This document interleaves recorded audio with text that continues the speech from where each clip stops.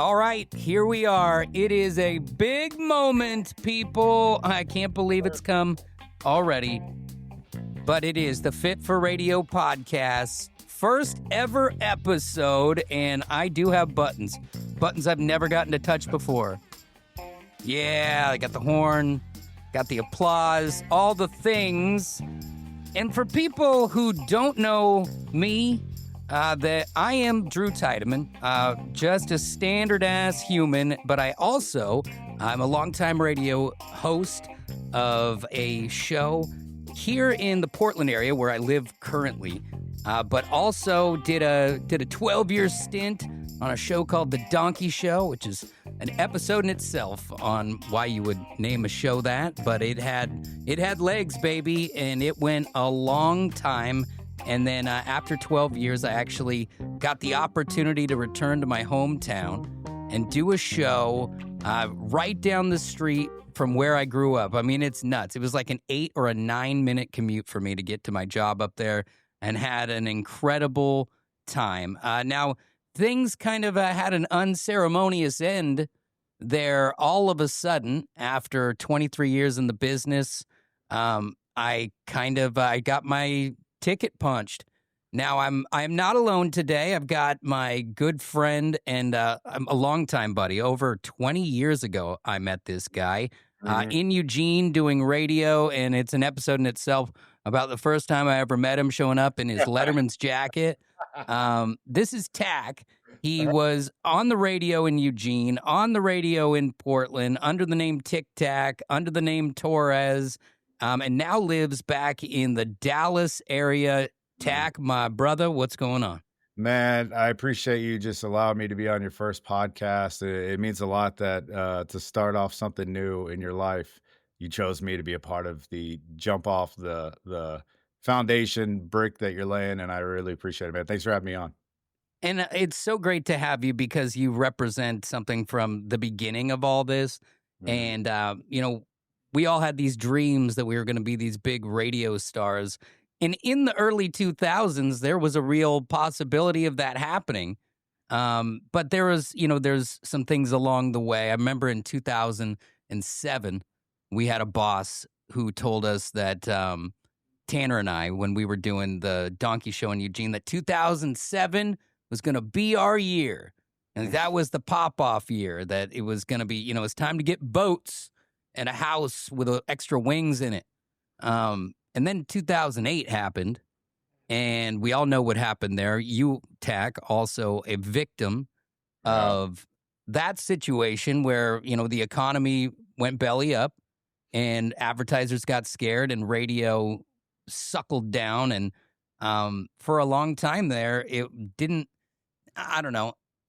was no progress. I always used to say when we would sit in Eugene that it was like running on a treadmill. And it didn't matter how much you faster you would run, just being 107 miles away from Portland was just enough to make your signal go fuzzy and have them care 0% about what you were doing down there. And we were making waves. That show had a fan base like crazy. And I don't expect people to have any recollection of any of it or to even know who I am. But I'm laying this backstory because my story has become a story that's like a lot of other people in the radio industry, because things were great when it came to the audience and the energy and the fly by the seat of your pants and the Bud Light studios. I mean, we had it all down there other than the big paycheck. But then the opportunity came up, like when my wife was 9 months pregnant with my first kid, I got laid off from my radio job. Now, the carnage started 2 years earlier when a guy sued another member of the show and shook up the whole operation.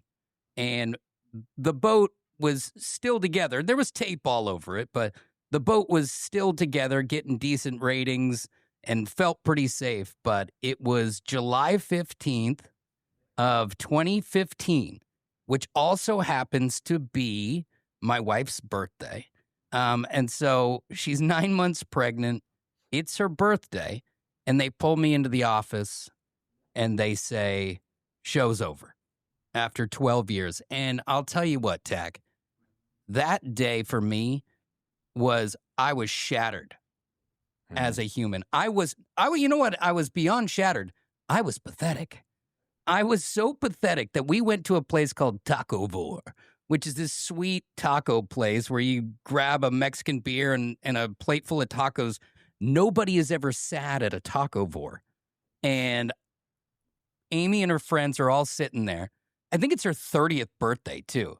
Like, just an absolute disaster. It's her 30th birthday. She's already pregnant and dealing with that. And what happens? I'm sitting at the end of the table. And back then, it was before I had LASIK. So, like, my eyes are bugging. They are so red. They're, like, puffy because I've just been crying for hours. And, like, everyone who got fired that day met up and had a couple of beers and just, like, wept.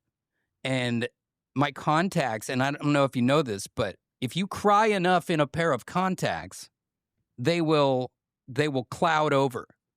So I had cloud-salted contacts, so I could barely see, just pathetically weeping trying not to weep, but just looking like an idiot at the end of the table at a Taco Vor. And there's relevance to this story because I thought that was the worst day ever. Like, I wasn't even a dad yet, but I'm like, I've already failed him. Like, the baby hasn't even seen the earth yet, and I've already lost my job. And I'll never forget that feeling because one thing I learned from it is everybody goes, you know, man, it's all for a reason. Everything's for a reason.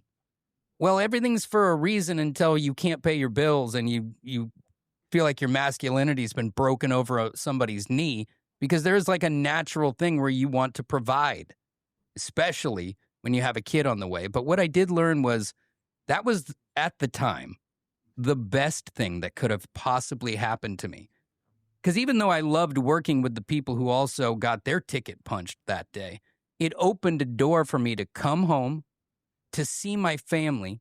I got to see my nephews and nieces who barely knew me, really, outside of family events. And there's always like a slight disconnect when there's like the at-home family and the away family, unless you get a chance to make that effort. And when I came back, like all my nephews and nieces who are now like oldest one's a senior in high school, all the way down to 7th graders, and my kids are the youngest in grade school. I got to take them to Marvel movies. I got to go to the picnics and the parties and I got to watch them grow. And so I got all that, and I got an opportunity to prove myself. And the rest of the show got a chance to say that, hey, maybe somebody was wrong about us. Maybe somebody jumped the gun. Because when I got let go in Eugene, the person who let me go was not even in the city. I never met them. It was a consultant from on far. And that consultant went so far as to flip the format of the radio station and just set the whole thing on fire. I mean, he was eventually fired for his decisions, but it's the writing's on the wall at that point. And so we come to Portland and we start at ground zero. And, you know, coming from Eugene, you go to the liquor store, you go to the Safeway, you go to Autzen Stadium, they recognize you. Yeah. I mean, I went to a Duck game 2 weeks ago, and the security guard at the front gate embraced me, dude. He hugged it out. He forgot to actually scan the tickets. Like, I came to the gate, it's pitch black, it's a night game. And I go to scan the tickets, and the dude's like, could I get a hug? And it just started this big old bromance at the gate, which I was totally down for. But Eugene is special. So then we come to Portland, not a single person knows our name. And honestly, my brother's a dentist. In the city that we live in, if you go to the Saturday market or whatever, there is 10 times more chance that they will recognize my brother, the dentist, than they will me, which is pretty nice to actually kind of have that, you know, under the radar thing in the place that you live. But we knew that there was work to do here. And so that's what we did. You know, we we just grinded it out. We did what we always did. We started having bacon and beers, and we started to build an audience. And what it was always about was getting kind of that fam together, where you've got those, they call them P1s in radio, and you get all those people together, and they just become the army. They're so loyal and faithful, and they're great people. And when you have events, they're there, and that's the backbone of what kind of builds it out. And the next thing you know, the show was a hit. And because it was a hit, we started to reap the benefits. And the main benefit that happens to you when you start to do well is you get better contracts. Yeah. You get a better contract, and you get a little bit of stability, and it allows you to not necessarily keep up with the Joneses, but still, at least live in a nice place, know that your kids are safe. When they watch everybody else with the nice clothes and the fancy items, you can buy a couple of them, not all of them. You should see these kids. But I was so very proud of that, and not just for me, but for everyone else, that success was going on. And then if we're going chronologically, then we ran into a pandemic, and that was crazy. Tanner and I, we started the Donkey Show. Tanner and I, we started Tanner and Drew in Portland. And for years, Tack, it was only the two of us in the entire building. So up in Portland, when they shut it down, it just went lights out. And, the Oregon stayed in the grind a lot longer than, you're in Texas. I think you guys did it for 6 minutes. But for like 2.5 years or whatever, not a chair moved in the building. If a salesperson had left their coat or their purse on that chair, it was there 2 years later with dust on it. It was the plants had wilted over. Wow. They weren't allowed in the building for the first 6 months to a year, and then it was optional. And so what we did, because it would have been against the rules for us to be in the same room, we were deemed to be family, basically, which he was just a one-person extension of my family. And if you think about it, you're allowed to be with your loved ones. Him and I do fit the bill. We've been buddies for 23 years, 24 years. He was in my wedding. And we're going to get to why all of it's relevant, because something does happen to me that you would think would drive a rift. But we get through the pandemic, and out the other side, things are strange. You're not getting a lot of the same growth in the industry. Radio realized that it could do things a different way. And that's completely out of your control as a host. And I'll tell you what, that is absolutely frightening, right? And it's not exclusive to the company that I worked for, but it's across the entire industry. You watched a decimation of the total number of employees in radio. Promotions annihilated. Web design vaporized. The number of engineers from 4 to 1. 2 giant sales floors to 1 medium sales floor. 3 to 4 upper management salespeople down to 1 boss, 1 sales manager. And it's not, like I said, it's not market exclusive. It's not company exclusive. It's what has happened across the board. And so when you watch people just fall down, like one after another, people you care about, you never truly feel safe in radio. But I felt pretty good about my position because of the success we were having. And I'm just going to kind of jump to it at this point. I'm going to say this before I get into it. The whole thing makes me extremely uncomfortable. Like, I knew we were going to come on and do this podcast today. And so, I woke up this morning at about 3:30 in the morning. My eyes just popped open. Dude. I'm just like, here it is. I woke up at 3:22 in the morning, stayed up, was thinking about this episode, was thinking about, what we were gonna talk about, wrote down questions. That's so crazy. You said you woke up at 3:30. I was right there with you. And it's one of those deals, and this is even in radio. That was my routine back when the show would start at 6 in the morning. I Yeah. would get up at 3:30, do my push-ups, ride the Peloton, get out of my own way so I'd be ready to do the show. And then, but now that I got a little bit more free time, it's usually just anxiety that does it in general. So what's giving me anxiety? What leads to this being an awkward conversation? Well, I'll say it like this. The show is extremely successful. I don't want to get into the nuts and bolts of it, but when I say extremely successful, that's not an understatement. Mm. It was doing very well. We did this party. It's called Bacon and Beer. If you don't know what it is, you pack a giant bar or a restaurant or like a facility with listeners at 6 in the morning, and you have a big party. You drink beers and you broadcast, and everybody has a jolly old time. And by 10 a.m., it's like a whirlwind and a cloud of dust, and you don't really know what happened. So on this Friday, we do that, and there's somewhere between 300 and 350 people at this party. Nice. Which you'd get a kick out of because I know you're around from a time where we used to do karaoke. We actually had a karaoke contest, which I was super apprehensive about and having an anxiety attack, like shaking because I hadn't sang these hits in front of 300 people, and so we do all that, and it was incredible. It was some of the best times I think we've had with the listeners, and definitely the biggest Bacon and Beer. That was Friday, and everyone was there. Management was there. And then Monday, we had a wrap-up meeting for that party. And it was at that point that I was walking into a meeting, and I was asked to come down a side hall to an area where offices are not.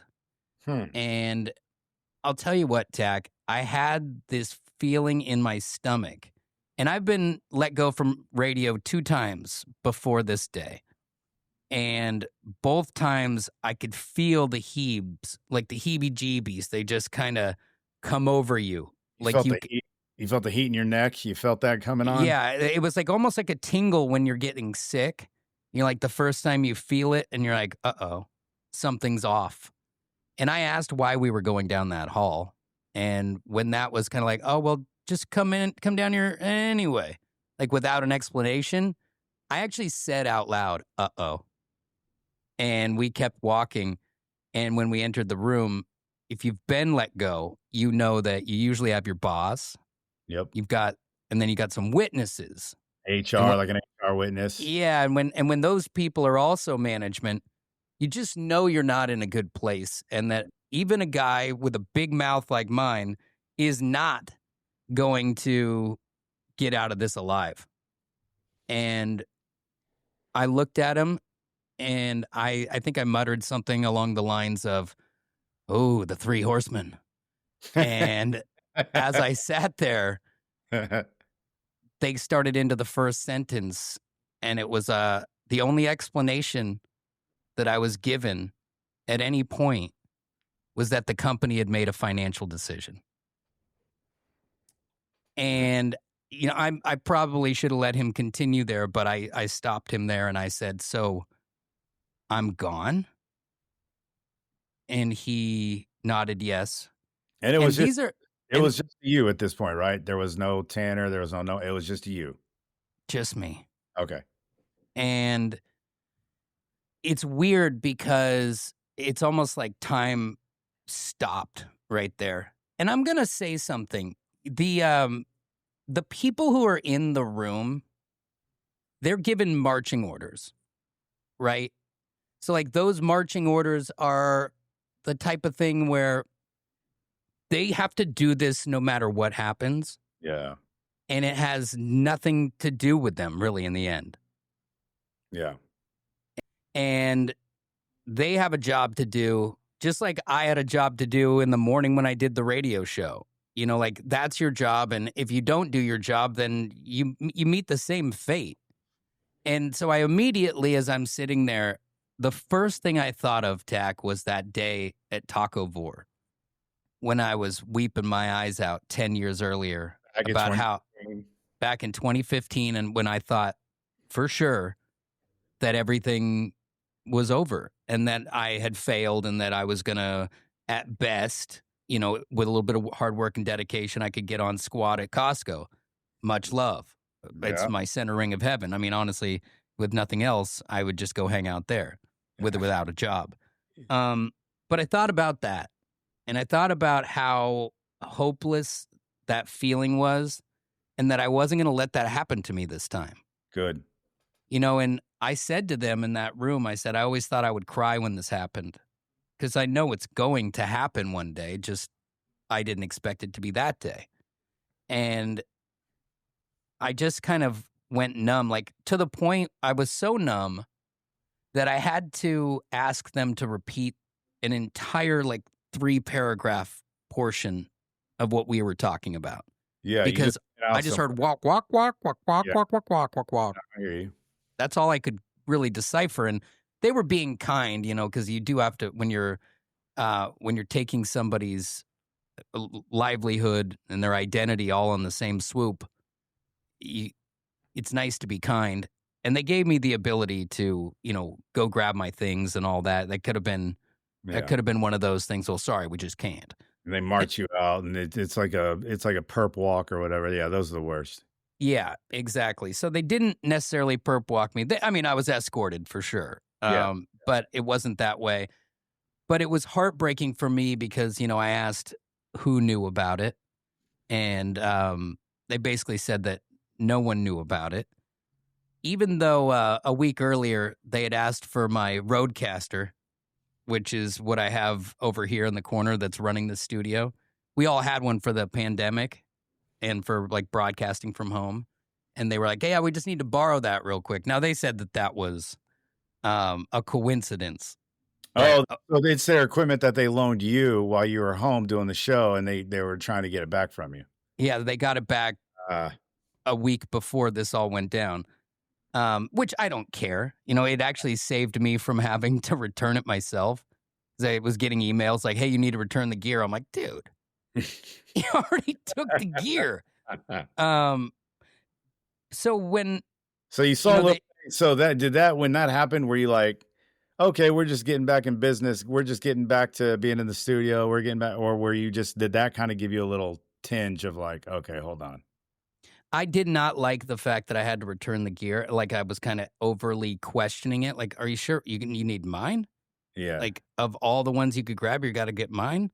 Yeah. And now, it all makes sense Yeah. now. Yeah. But there was no ability, because everyone else was taken to a different area.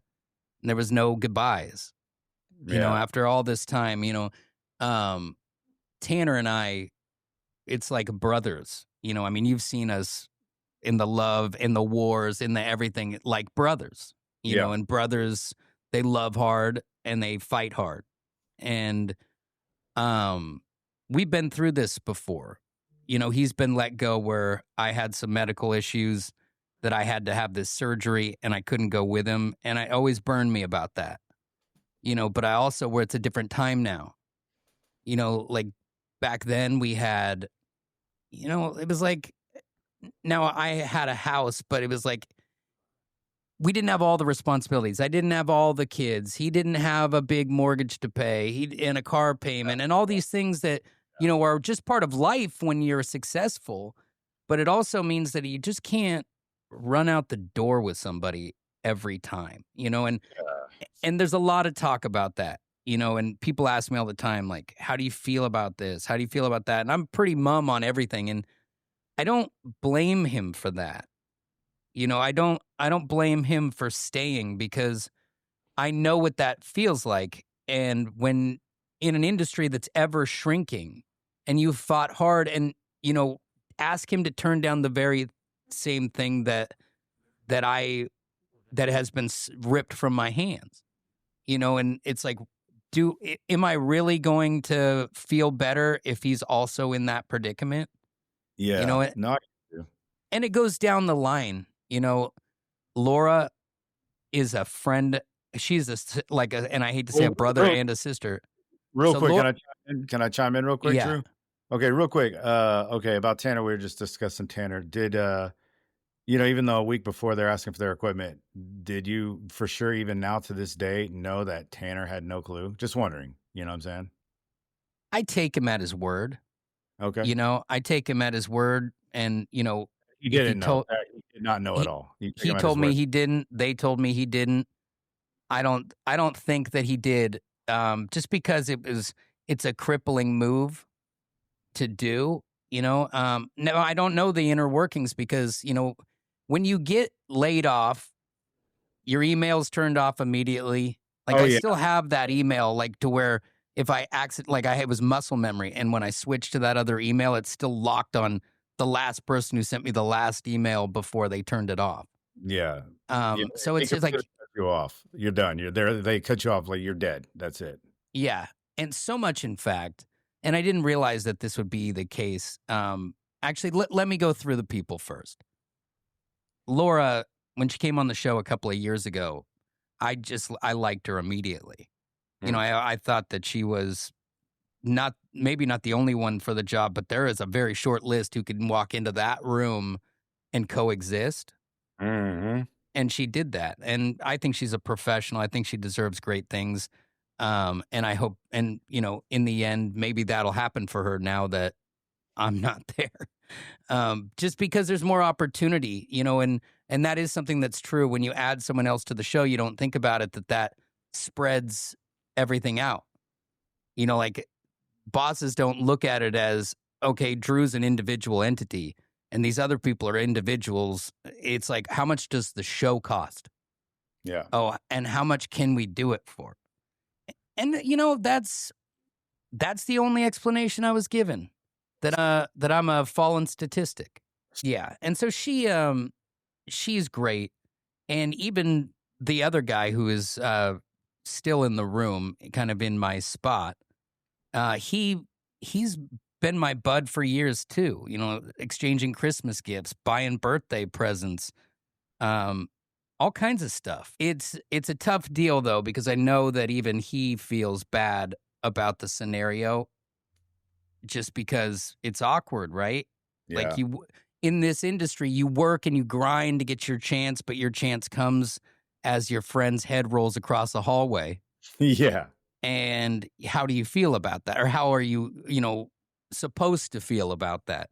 And so I've had a lot of time to think. This all went down 2.5 months ago, which is crazy. Yeah. But I've had a lot of time to think.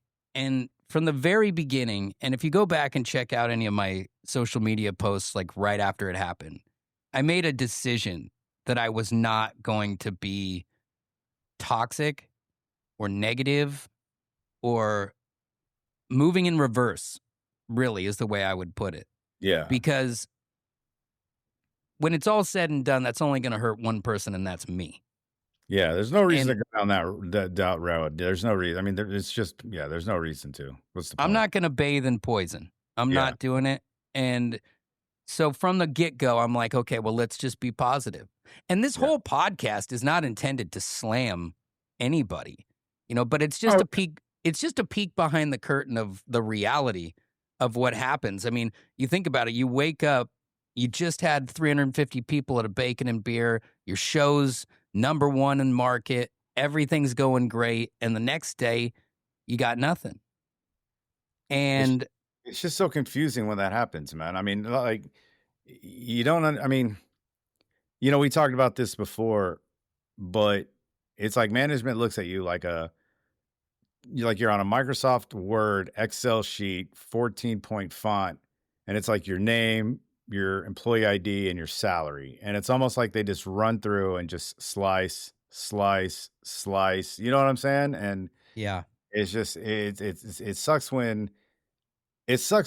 when you get, I guess what we'd call it, terminated. What are we gonna use for Well, I was laid off, which makes life a little bit better. I mean, if you are fired, that's for cause. That means yeah, that somebody has done something to deserve it.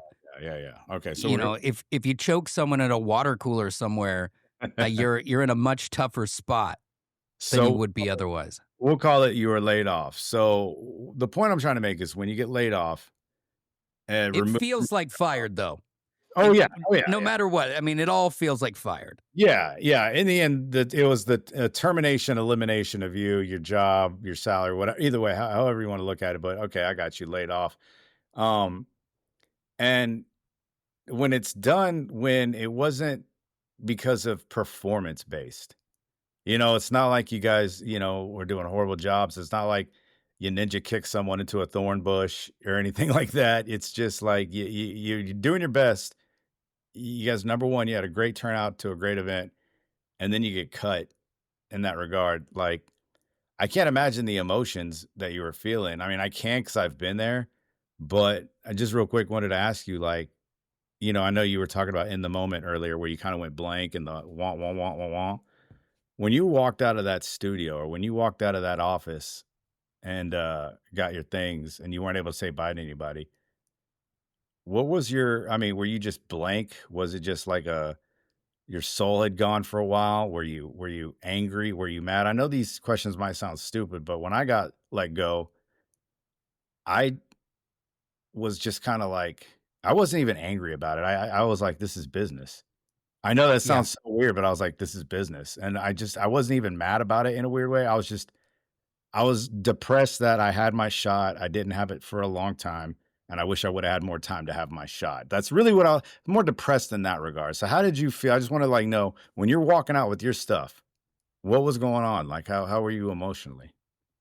Um, it's a good question because I was very numb in building. Um, but I knew I had some big things to overcome once I got to the parking lot because first I had to call my wife. Now I'll tell you what.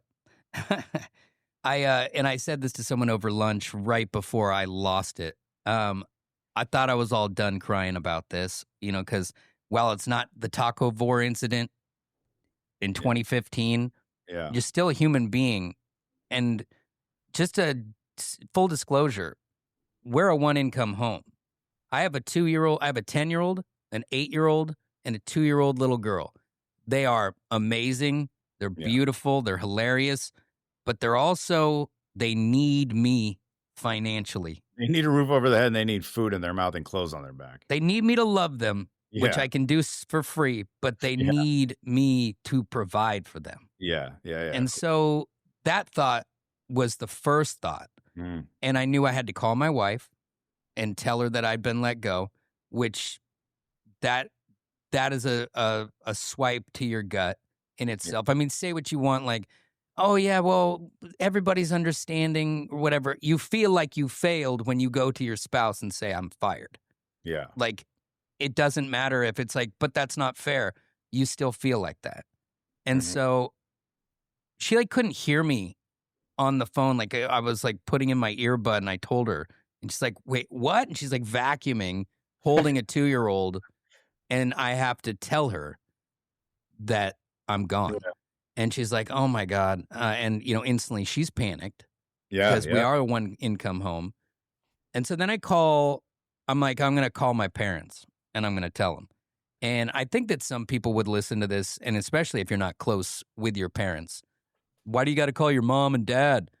Because outside of my wife, they're the closest thing that can soften this blow for me. They're your You know, support. yeah, Not meaning financially, but just no, emotionally. They're your that support. 100% Yeah. my Yeah. emotional support system. Now, Yeah. if you don't know my mom is a fireball.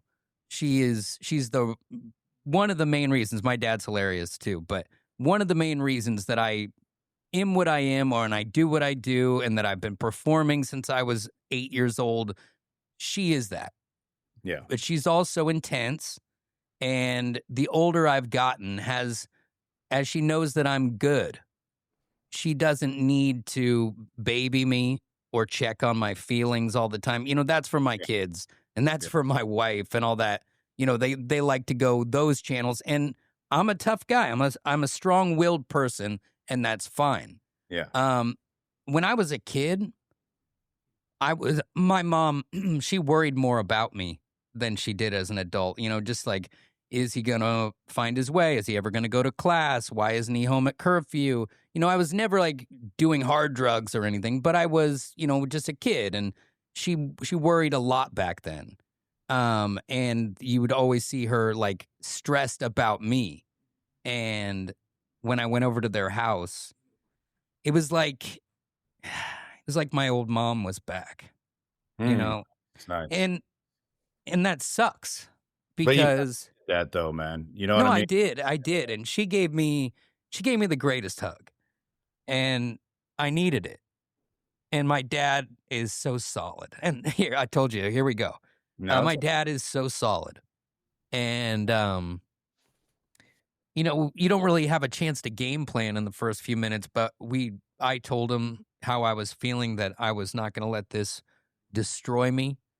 And, that was from that moment on, I took that as that was going to be the mission statement.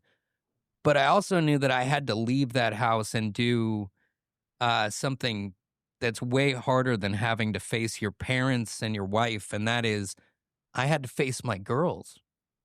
oh yeah. Yeah. I never And I thought. had to go tell my 10-year-old Lucy is such an unbelievably incredible little girl. And they all are, but she feels so hard on things. And I went to pick up Josie and Lucy. Lucy's in 5th grade. Josie's in 3rd grade. And what I had forgotten about was that I still had my box full of stuff from work in one of their booster seats in the back. And so I'm working it out in my head. When I get in the car, I'm going to tell them. And my 10-year-old has never, and my 8-year-old has never known me as anything other than Dad is on the radio. Yeah. He's got the morning show on the radio. Yeah. And they're very proud of that. Mm-hmm. And so when that's your identity to them, like, that makes it harder. And when we got to the car, Josie's like, "Oh, what's in my seat?" And I'm all, uh-oh. So I just try and like slip back there and grab the box. And Lucy looks at the box and her little lip starts to quiver. And she goes, Oh. the first words out of her mouth are, "They kicked you out?" Oh, I don't know how she knew. And I said, "Don't worry about it. Don't worry about it. Get in the car." And they get in the car and I drive down the road about 50 feet and I pull it over. So we're not in like the pickup area. And I said, guys, things are going to happen to you in your life. Things that you love and things that you hate, and you're not going to be able to control them all. The only thing that you can control is how you react to those things. Yeah. And in that moment, I knew that this has to be a lesson for them and for me. That if you're going to come out of it on the other side, you cannot let it tear you to the ground. I couldn't go drink in the dark for 6 months. That's not going to fix anybody's problem. Yeah. And so Lucy, she just wailed in that car. She wailed like I was gone. Oh, man. Yeah. And it was so intense all the way home. And I'm kind of like softly saying, "Don't cry. Don't cry." And my 8-year-old is stoic. She's just sitting in the middle. She's not saying anything. She's not reacting. And in my head, I'm thinking, "Oh, well, at least she's okay." And when we got home, we walked in and Josie walked in and then she disappeared. I couldn't find her. And I walked around the house looking for her, and I realized that she'd walked right through the house, out the back, and had gone into the gazebo where there's a little outdoor couch. And she'd buried her head in the couch and was crying. Oh, man. And I'm just like, in the moment, I'm just fighting that thought in your head that's like, what did I do to deserve this? Yeah. And what are we going to do? I'm walking through this beautiful yard. Like, I don't have the most epic house, but I live in a really cool place. My kids go to a really safe school, and I was really proud of it all, and I am. But now, in a moment's notice, I have to pivot, and everything has to change. Yeah. And I have never told that story that I just told you and been able to control my emotions during it. Yeah. I cannot get through that 2-minute conversation. That felt like 2 hours. I don't know how long it was, but I can't get through that without absolutely falling apart. And you don't have to be a parent to know why. You feel like you let someone down even when they tell you that you didn't. And now it's like, they're excited for the podcast thing, but they don't know what it entails. They don't know, it's not the same. Everybody's got a podcast. So, until it finds its success and it finds its lane, it's not really it's not something for them to hang their hat on at school, which is fine. A 10-year run as the my dad's on the radio is more than most people can say. Yeah. But I find myself thinking about that day almost like it's telling somebody else's story because it's still surreal. When I look on social media and my show has different names on it, or, your name was never spoken again on that radio station outside of 2 disclaimers. I mean, it's a lot all at once. It's the kind of stuff that happens to people who commit crimes and Yeah. lose their job. Yeah. And so and I understand though, because it's a business, like you said.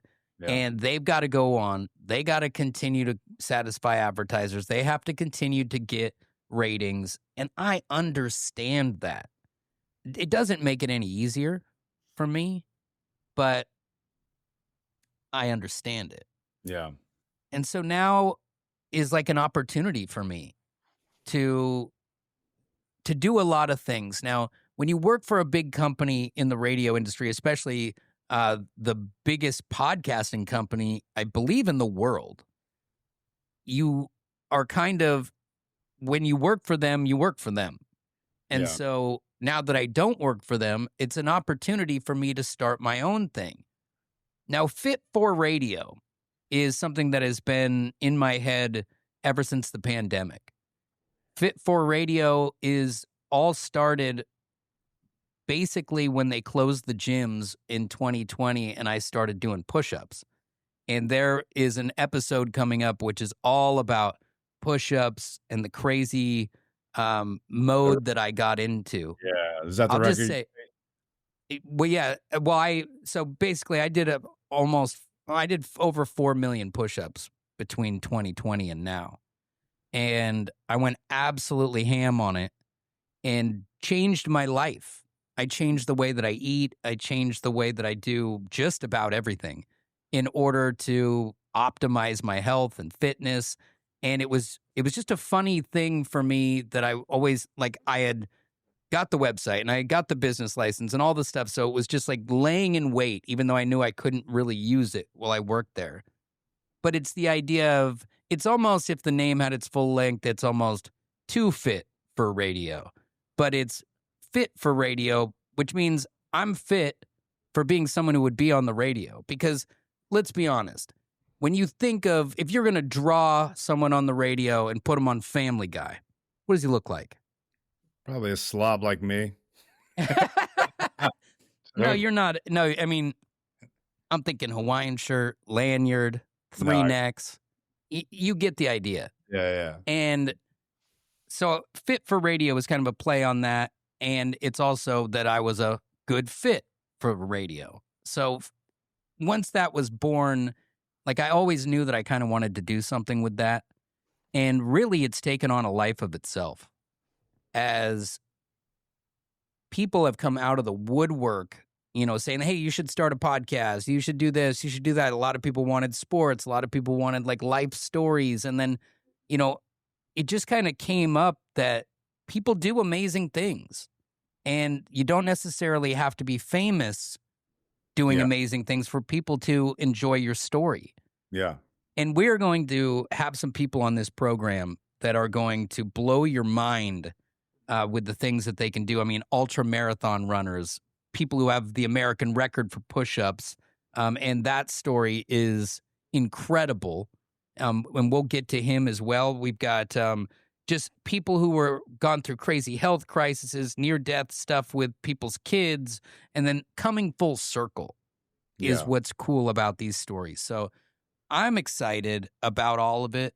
I got a cool This story. episode. I mean, my life is pretty chill, like what happened. So I got one too, you know? Yeah, and we're definitely going to do an episode with you and a little bit of a background on you too, which we'll kind of touch on a little bit more at the end of the episode. But you see that if you're watching this on YouTube or one of the other video platforms, you'll see that he's got all kinds of art behind his head, and that is all his art, Picasso Bro.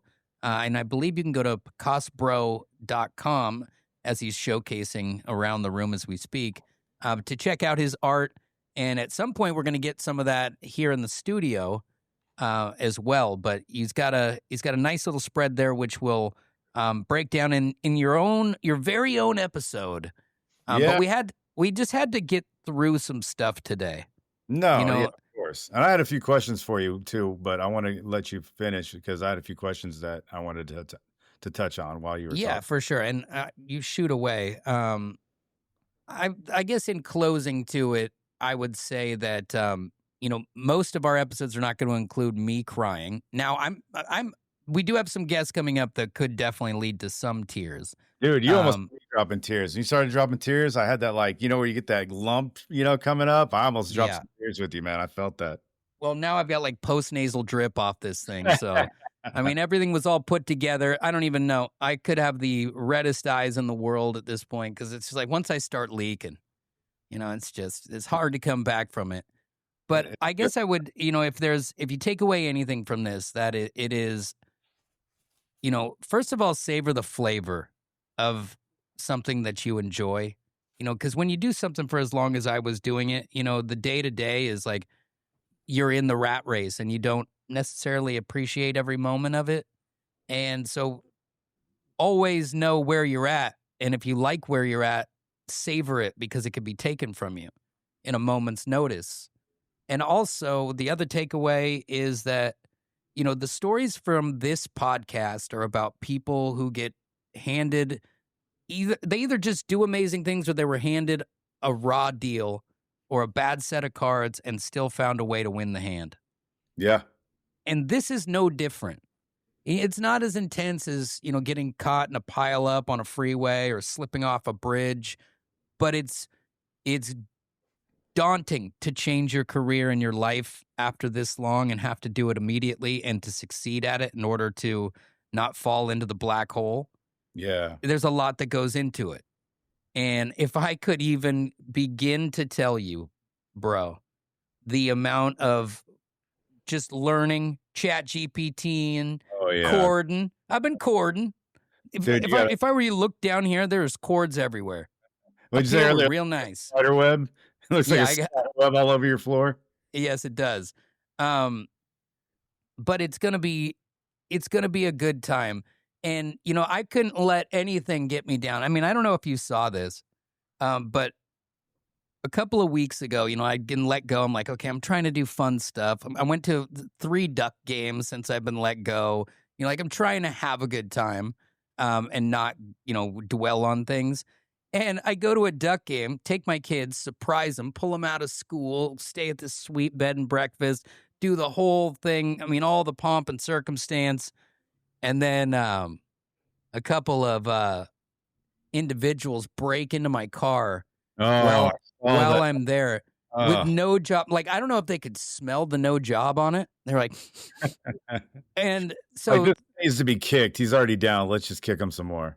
So I watched this surveillance camera of these guys, and they're throwing spark plugs at my car, at the windows. And I don't know, they had the arm of like a 6-year-old because they just could not break these windows. Eventually, they break the back right corner panel, which has no alarm connected to it. Which on a 22 4Runner, why? But that's another conversation. That's where you keep your stuff in the back cargo. That's where you carry everything. That doesn't make sense. Yeah. And now I have to give you full disclaimer because I posted about this on social media and it blew up. I think got like 50,000 views, and they're like, "Hey, moron!" And they're talking to me, not to the two idiots who broke into the car. What were they talking to you about? What were they calling you a moron Well, for? so let me break it down. So we get into town. I pull them out of school. Like I decide that day we're going to the game. So I go and I grab them out of school and we start driving down to Eugene. Well, we were meeting up with friends to go to the game, and the meter was running on that. We got stuck in traffic and it was like we lost an hour. And so we had to decide that we're just going to go straight to meet them and we'll check in after we get done. Mhm. And so it wasn't until midnight that we checked in, and I'm Sherpaing in all this stuff. Well, another full disclosure, this bed and breakfast, quite spendy, very nice, but only had room for 2 guests, not the 4 of us who went. Millie stayed home with my parents, but so I had to sneak them in the night. They slept like on mattress, little air mats next to a bathtub in the bathroom area. Now it's like a 120-year-old building, so it's all classic and nice, but we came in under darkness and very shady.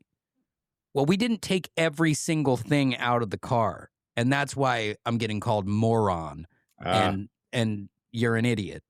And I didn't even realize half the things that were in the car because I don't go and grab each person by the shoulder and go, "Do you have all of your things?" Yeah. At midnight, I'm like, let's get inside and get to bed and not get seen by, somebody. But what I didn't know is 2 tweakers are out in the bushes watching my vehicle.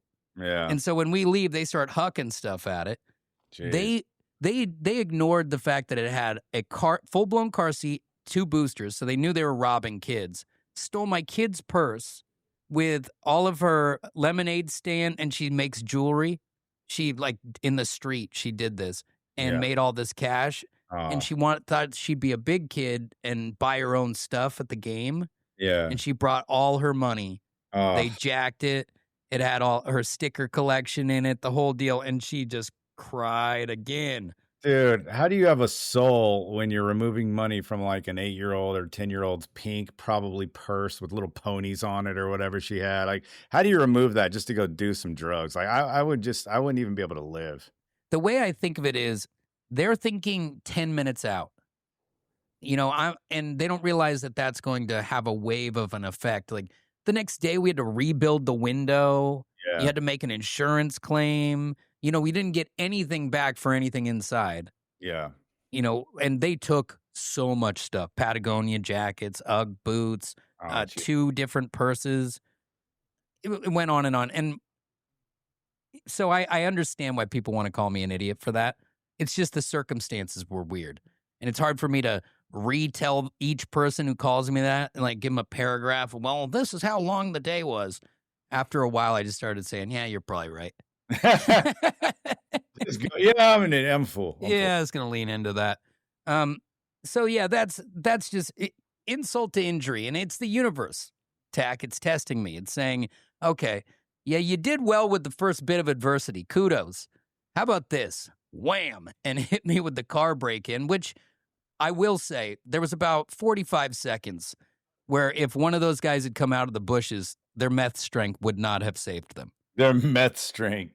It wouldn't have done it because I was hot. But luckily, they had a really cool guy working there who actually was an old Donk Show fan, another strike from the past, and he helped me rebuild the windows. Like, well, the universe has given me a little bit of an olive branch. Exactly. You see what I'm saying?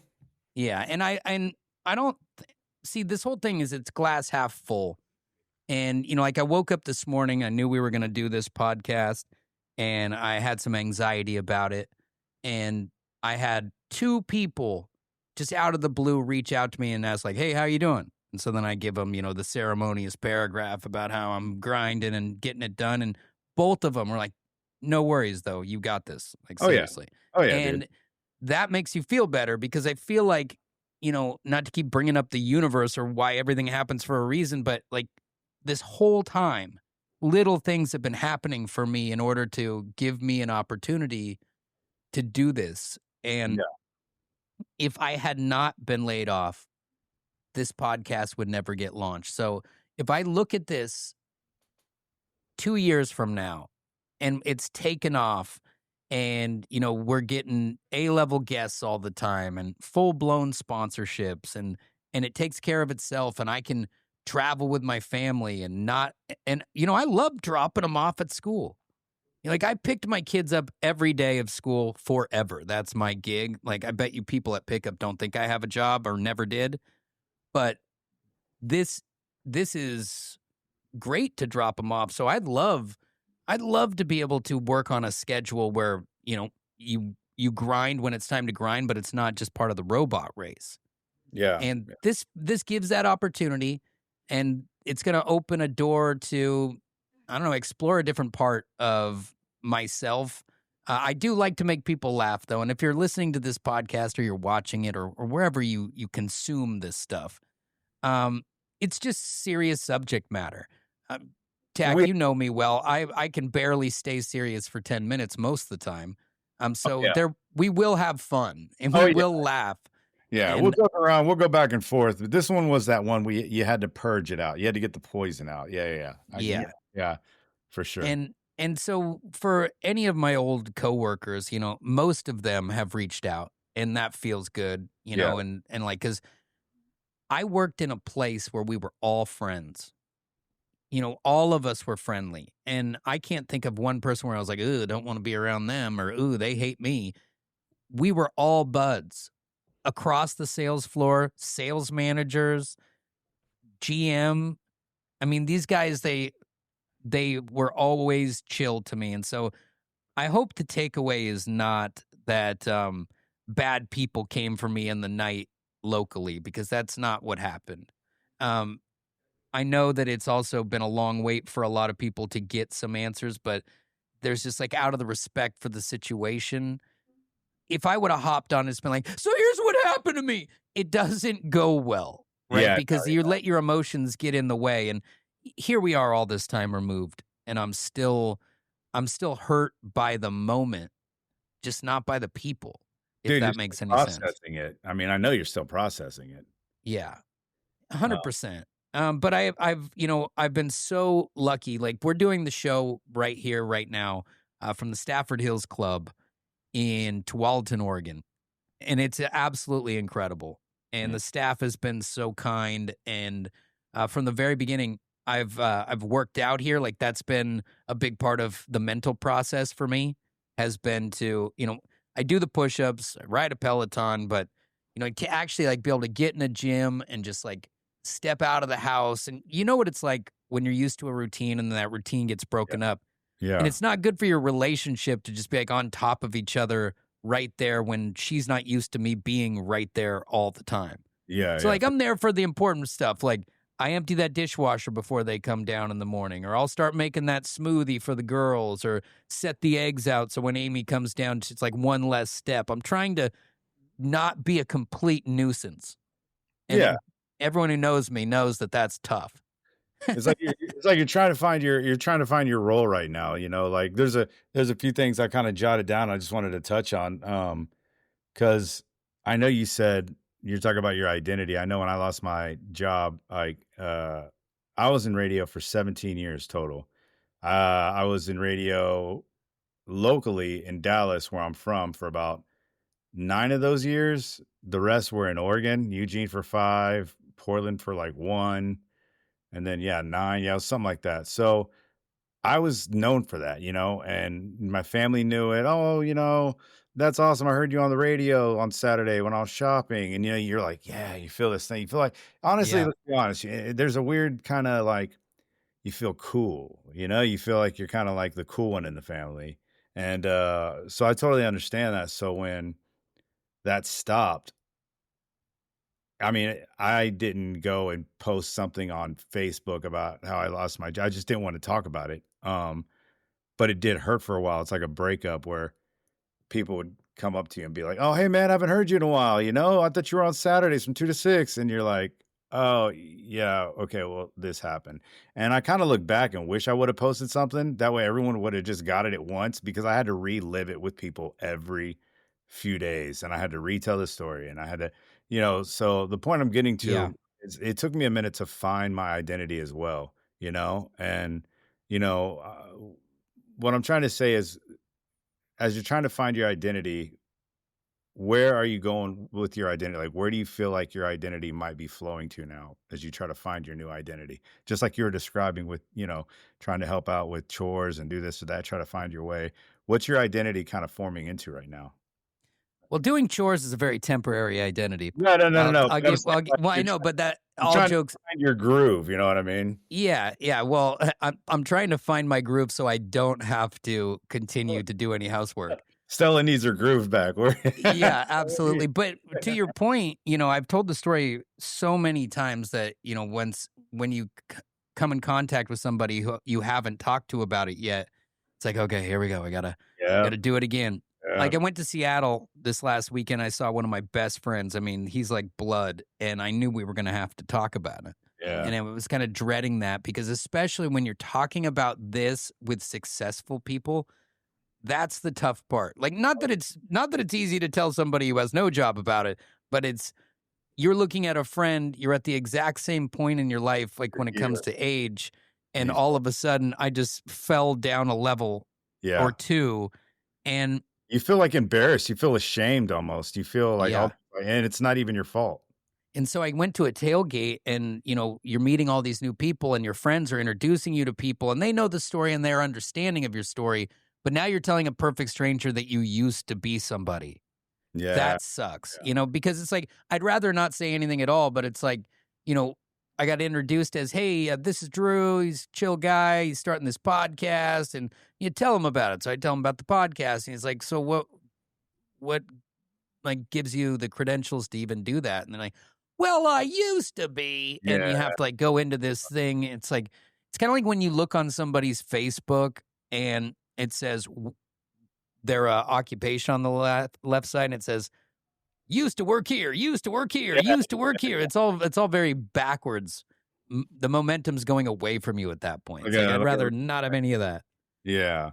I know I used to be people, I mean, it would used to be like, "Oh, there's Torres from Kiss," or "There's Torres on Kiss FM." Like, that's how I was known. That was my identity. And then it went from dude, I mean, I went to some humbling things, man. I always started waiting tables for 2.15 an hour. It's very humbling when you went from hosting a live broadcast on Saturday night at a club with like at least 1,000 people to uh wiping Bringing down out tots. yeah, yeah, wiping down someone's salsa that they spilled and they don't care about you and they just like leave you $1 and you're just mopping floors. I mean, it goes from literally sky high to like you feel rock bottom. And it really humbled me, man. And that's what I'm saying with my identity and that part, I kind of like, for me at least, my ego got kind of inflated, man. And I personally, just my experience, I learned I was like, dude, you got to tone down your ego, man. Here you are wiping floors now. You're not that cool guy. You're not Torres on Kiss FM anymore. You know what I Well, mean? I would say you're probably the best salsa wiper Yeah, in that whole southern area. I killed the salsa, bro. I bet you did. But one thing that we prided ourselves on, both Tanner and myself, and Laura when she joined the show as well, um, that we're not any different than everybody else, Yeah, right? Like I honestly believe that there's nothing special about me other than the fact that I have the ability to speak and think clearly. But yeah, that doesn't, in no way, shape, or form, does that separate the men from the boys. Like and I think that's why the show was so successful, is because you treat everyone like it's family and that you're buds. And I was once asked to write out what it is that I am to the people on the show and to the listeners. And everyone's thinking about it and got the convoluted answers or whatever. And my answer was simple: I am your friend. I yeah, am the friend of the listener. I'm the friend of the people in this room, but I'm your buddy. I'm that guy that when you see him, you're like, "Hey, dude," and we just get into it, and it's you are. and You it's like the friend that you haven't seen in a hot minute, but you always have a good time with. Like that is all I ever wanted to be for yeah, these people and for myself. I never wanted to be a character. I never wanted a fake name. You know, like when I first started in this business, they're like, all right, so there's already a guy named Boner and a guy named Cooch on the show. What do you want your name to be? That's not even a joke. That's the exact quote. And I'm all, oh God. Like, what am I going to say? I'm going to be turd here in a second. Yeah, you got to And say, yeah, no. And so, yeah, so for like a year, I had to go by Drewski. And then it was like on my email. So, like, people I grew up with and went to college with, they'd be like, hey, Drewski. And you're like, oh my God, I hate it all. Just I hate all the fake names. Yeah, I know. I don't like it either. I think it's absolutely foolish. And it's an early 2000s type thing. Yeah, The way that all that went. And, you know, like I'm Drew is my real name. It's always been my name. And that's the whole idea, is just to be real with people. Felt the same way. I always try to do the same thing as well. I mean, you know, I just realized too, bro, you know, we've known each other for 22 years. Yeah. 22 years, bro. God. And I'm 42. Yeah, you've gone past the 50 percentile. And Yeah, I'm glad to have you here, not just for your beautiful artwork behind you, but also like we did some test audio. And first day, you turn your camera on and boom, dude's shirtless. Well, I didn't bring this up. I knew it. That's why I put on a nice shirt today, bro, because I knew you're gonna haze balls about my shirt, man. Yeah, then I know, and I saw you like in the warm up right before this, you were in a tank top. So like you almost didn't do the shirt. I think you thought about going prison style. Yeah, no, for a minute, and I was like, no, I'm gonna go ahead and I was gonna wear a turtleneck, but no, I just decided not to. Well, I'm glad that you wore a shirt today because it's distracting.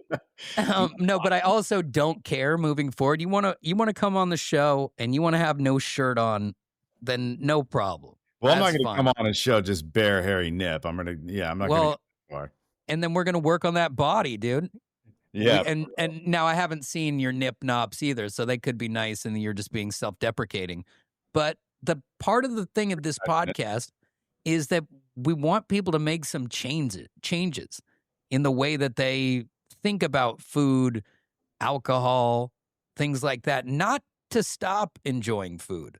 I mean, I am so lucky that my wife is a stay-at-home mom now because of a 2-year-old, but she's a hell of a cook, and she's able to manipulate things so that I can keep from getting big old moobs and still enjoy food. So food, I think alcohol is healthy and safe in moderation, and when you drink the right things, you know, it's like, I know so many people are like, man, I just keep getting so hungover. Like, well, give me a list of what you're drinking. I can't do that anymore, man. Yeah, well, I can't live that life anymore.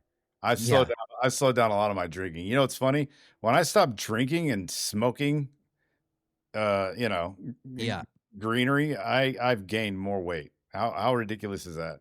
Well, it's because you have a lack of something to do, so you eat. You might be right, man. You might be right. I mean, if you put down a Coors Light and pick up an Oreo, it's not gonna. That's probably fix anything. How'd you know?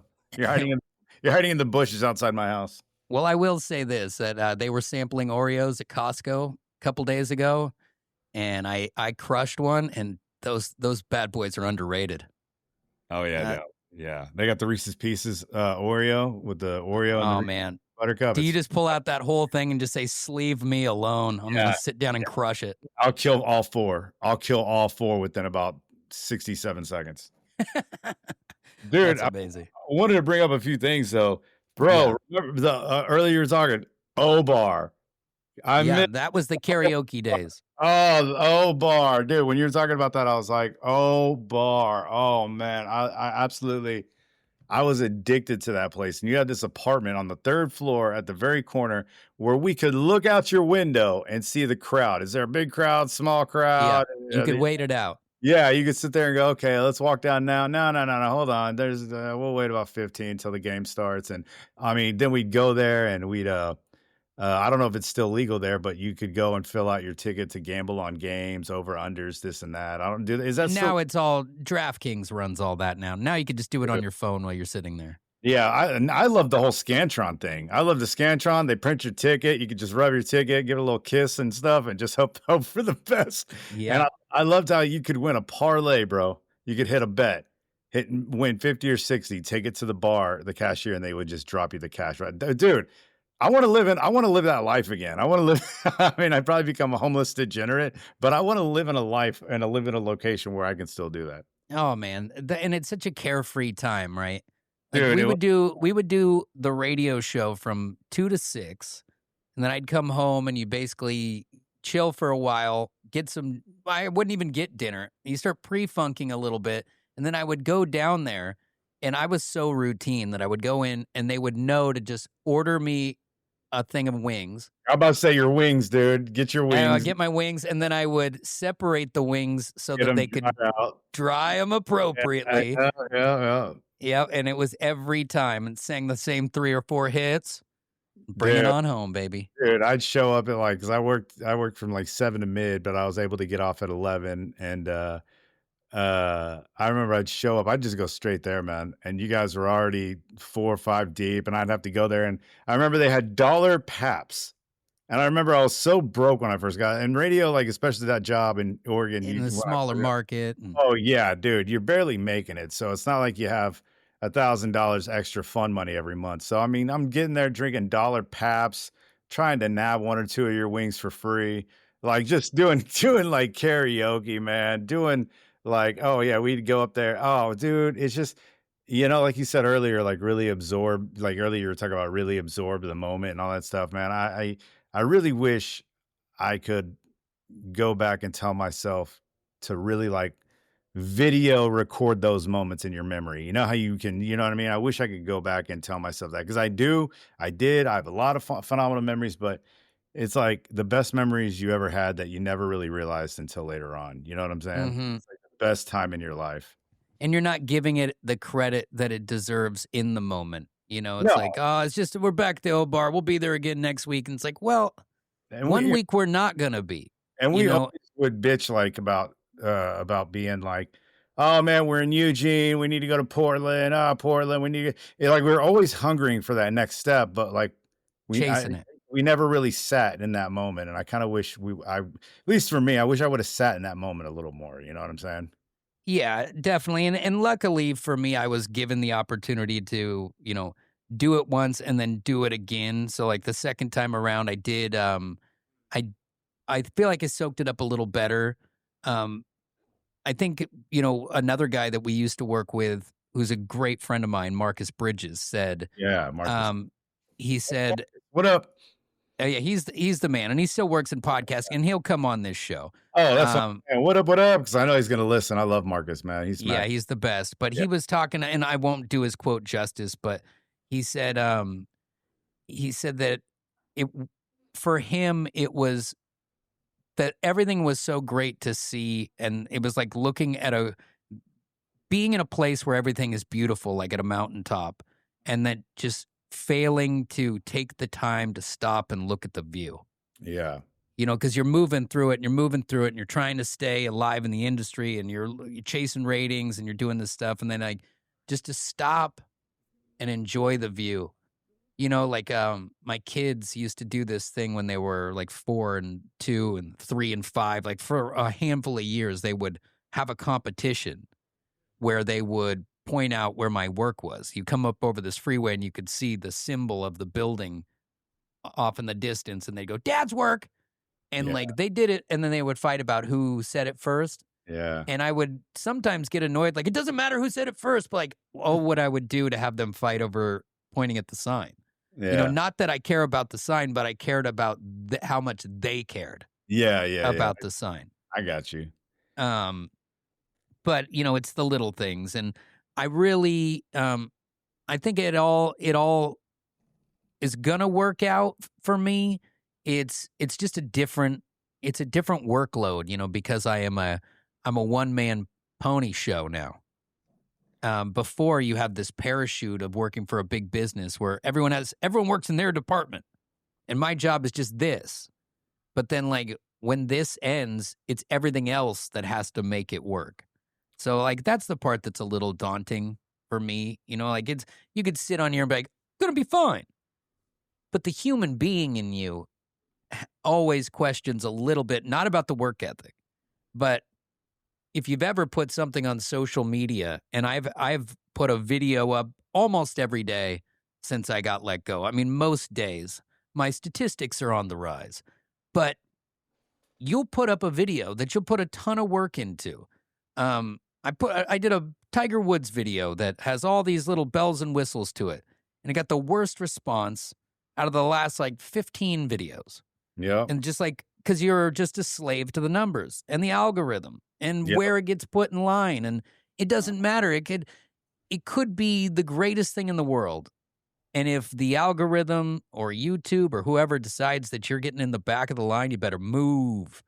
Dude, I've been talking about this with so many people about the whole algorithm, and apparently they're about to rechange or redo the matrix of the TikTok world again or whatever. But I just was talking to a lady last night that does these online video courses, and the thing about it is the same way, Drew. I've put a painting up where I'm like, this is absolute fire.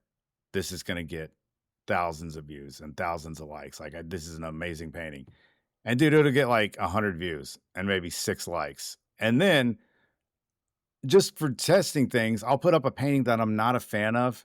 You know, I'll be like, all right, this is okay. And let me see how it does. And boom, 1,500 likes and this and that. And I'm like, you never know. And then you're putting hashtags, and then you're changing your hashtags. And then when you're trying to do your hashtags on TikTok, it'll show like how much 1.4 mil on this word. And then you're trying to maneuver things. But then I've also heard you can't use the same hashtags. Like every time you post, you got to mix it up. I've heard so many things. It's like a combination lock of the algorithm that you're trying to find out. I mean, I'm like you. I've done one of those time-lapse videos where I painted, and it came out. It was awesome. It was a great time-lapse video, and it was a good painting. It was white canvas at the beginning. You know, the scribbling, it took me 2 hours, but the time-lapse was like 20 seconds, and it just came out phenomenal. And I thought it was wonderful. And I think I got maybe like 80 views or something, and it just got nowhere. And I did hashtags, FYP, all that. It got nowhere. And then I go on TikTok, and you see like some girl just bopping up and down for 5 seconds, not like nudity or nothing, just kind of like just swaying and dancing and shimmying with some song. And you see like 7,000 shares, you know what I mean? 24 million likes. Yeah, and you're like, what? Like, why? What is, and it's a combination lock that you have to figure out. And hey, as soon as I figure out the combination, man, I'll give you the combination. You do the same. Yeah, that'd be nice. That'd be nice. The dream is there. The idea is there. But everybody asks me after they hear about it, like they'll pull me aside and be like, but how are you going to make any money? And that's the age-old question. Just chase the dream, bro. Just like another friend told me, he was like, what do you want to do when you grow up? I was like, I don't know. And he was like, you know what you got to do? You got to find out what it is you like to do, and then find someone to pay you for it. Mm-hmm. And that's right. And that's what you've been doing, and I'm super proud of you. Your art's incredible. Thanks, you were hiding this talent from me for many years when we were walking around the streets of Eugene, Oregon. But we will get into that in your own episode, bro. I love you. Thank you for coming on. And thanks for having me. I hope the takeaway from this is that things happen, but we're going to test the human spirit. We're gonna pick it up, and we are going to interview incredible people. And anyone out there who knows someone incredible or an incredible story I should check out or, hit somebody up, just send me a message. I'd love it. And this is just the beginning, baby. It's just the beginning. All right. Have a good one. Thanks for coming on, homie. Hey, absolutely, man. Thanks for having me. Seriously. Thank you. Peace out.